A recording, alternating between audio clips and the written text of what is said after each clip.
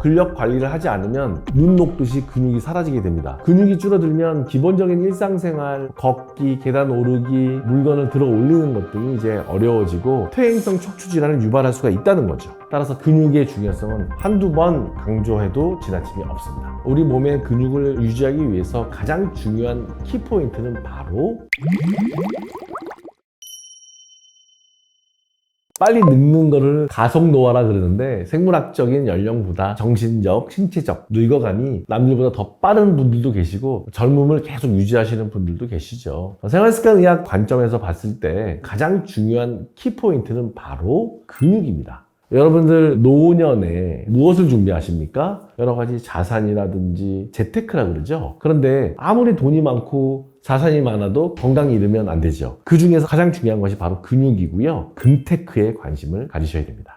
근육은 생각보다 많은 역할을 합니다. 근육이 줄어들면 기본적인 일상생활, 걷기, 계단 오르기 또는 물건을 들어 올리는 것 등이 이제 어려워지고 낙상의 위험성도 증가한다고 보고되고 있죠. 두 번째는 근육은 많은 양의 칼로리를 소모하는 조직으로 근육량이 적어질수록 살이 좀 잘 찌게 되고 체중을 관리하는 것이 굉장히 어려워지는 겁니다. 특히 나이가 들면 체내 만성염증이 증가하는데 근육이 충분할 경우에 이를 막아줍니다. 따라서 대사성 증후군을 예방하기 위한 근육의 중요성은 한두 번 강조해도 지나침이 없습니다. 근력 관리를 하지 않으면 눈 녹듯이 근육이 사라지게 됩니다. 근막 안에 있는 근육의 볼륨 자체가 감소되면 그 감소된 그 볼륨에 지방이 대치되는 경우가 많아요. 근막과 근막 사이 또는 조직 압력이 떨어지게 되고 순환이 안 좋기 때문에 자리가 붓게 되고 여러 가지 문제가 생길 수 있습니다.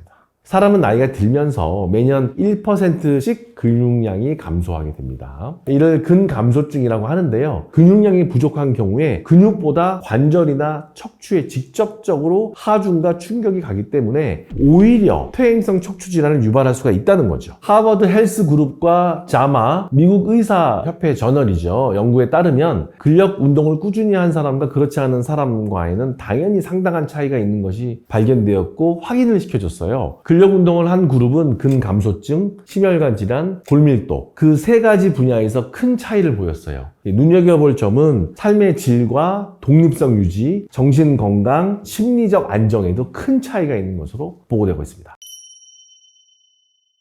근데 걷기가 무조건 좋다라고 질문한다면 무조건이라는 말은 저는 동의할 수가 없습니다. 우리 몸의 근육을 유지하기 위해서 걷는 거 상당히 좋습니다. 하지만 걷는 운동 자체를 그냥 무조건 좋다, 무조건 걸어라 라고 얘기하는 거는 저는 좀 동의할 수는 없어요. 걷는 거는 사실 유산소에 가깝고요. 근력 자체의 강화라든지 감소를 예방하는 측면에서는 오히려 근력이 더 떨어지는 분도 분명히 목격이 되거든요.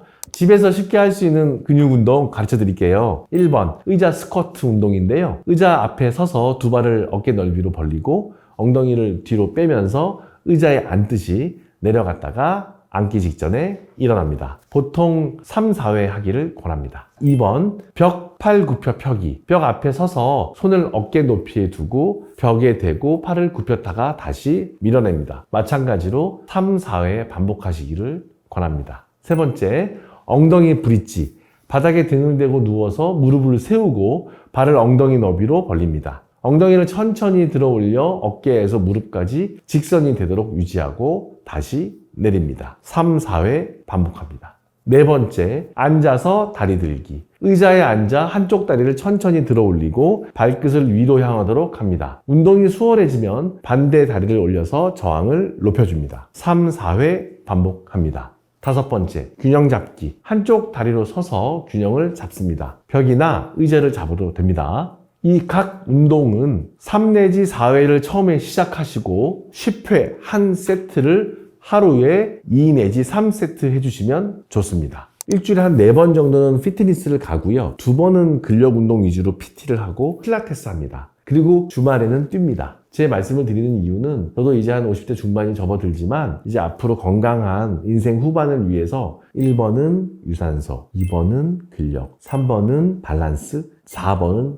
지구력, 네 가지를 골고루 하고 있습니다. 운동을 골고루, 종목도 골고루 하고 있기 때문에 여러분들한테 추천을 하는 거고요. 생활습관의학 관점에서 보면 노년기에는 이제 신체적 건강과 동시에 정서적 건강도 매우 중요합니다. 때문에 혼자 하는 운동도 좋아요. 할 수 있지만 함께 여러 사람이 하는 그룹 운동을 하시면 정말 좋습니다. 예를 들어서 뭐 수중 에어로빅을 한다든지 또는 줌바 댄스, 그룹 요가, 저강도 테니스 이런 것들은 정말 도움이 됩니다.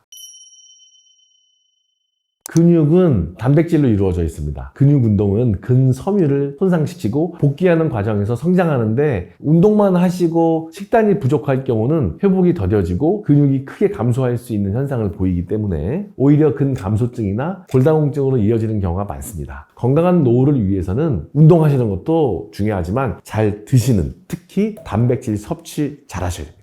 다만 노년기의 치아 건강 또는 소화 기능, 만성 질환 또는 질병 상태에 따라서 자신에게 맞는 식품을 고르는 것이 굉장히 중요합니다. 특정 음식이 좋다고 뭐 소문났다고 보양식, 치우쳐져 있는 음식 말고 자신에게 좋지 않을 수 있는 것을 충분히 명심하면서 지혜롭게 드셔야 됩니다. 노년기에는 소화가 잘 되는 부드러운 단백질, 탄수화물, 지방을 골고루 섭취하는 것이 중요합니다. 여기서 키포인트는 골고루입니다. 대표적으로는 두부, 계란, 요거트, 생선, 오트밀, 고구마 등이 있습니다. 두 번째, 붉은 육류는 고품질 단백질을 제공하지만 콜레스테롤이 높아서 혈압, 당뇨, 심장병이 있다면 좀 제한하셔야 되고요. 이때는 닭고기나 생선류가 대안이 될 수가 있습니다. 세 번째, 견과류는 치아 건강에 좋지 않을 수가 있어서 피넛 버터나 또는 올리브 오일과 같은 식품으로 섭취하시는 것이 좋고요. 네 번째, 유제품은 근육과 뼈에 필요한 칼슘과 단백질을 제공하지만 유당불내증 환자에게는 문제가 될 수 있기 때문에 저지방 유제품이라든지 락토프리 유제품을 선택하시는 것이 좋습니다.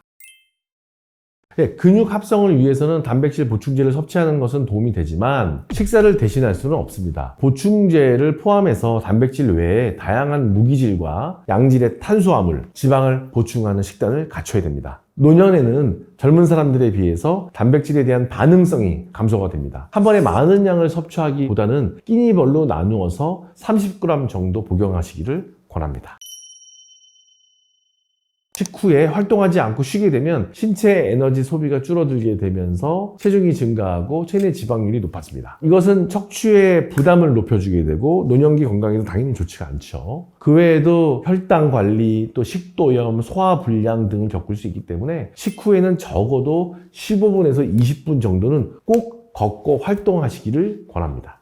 단백질은 잘 쉬었을 때 가장 잘 합성이 됩니다. 근감소증이 있는 환자들 중 적지 않은 부분이 수면장애 스트레스를 겪고 있어요. 첫 번째로는 성장 호르몬이 키 성장에만 관여하는 것이 아니라 평생 근육 성장에도 관여를 하거든요. 수면장애를 겪게 되면 성장 호르몬 분비가 줄게 되고 불균형이 오면서 근섬유의 회복과 성장을 억제합니다. 또한 불면은 체내 콜티졸 수치를 높이는데 콜티졸은 근육을 구성하는 단백질을 분해하여서 에너지로 사용하도록 합니다. 이는 근감소를 가속화시키는 굉장히 큰 원인이 됩니다. 또한 스트레스는 단백질 합성을 억제하는 주요 원인 중 하나인데요. 마찬가지로 콜티졸 수치를 높게 유지시키기 때문에 이 스트레스 호르몬인 콜티졸이 높게 유지가 되면 단백질을 해리시키면서 분해시킵니다. 마지막으로 염증 반응을 촉진하여서 근육의 기능을 저하시킵니다. 즉, 노년기 건강을 위해서는 운동을 열심히 하고 잘 먹는 것도 중요하지만 잘 잘 수 있도록 수면 환경을 개선하고 스트레스 관리를 하는 것이 굉장히 중요합니다.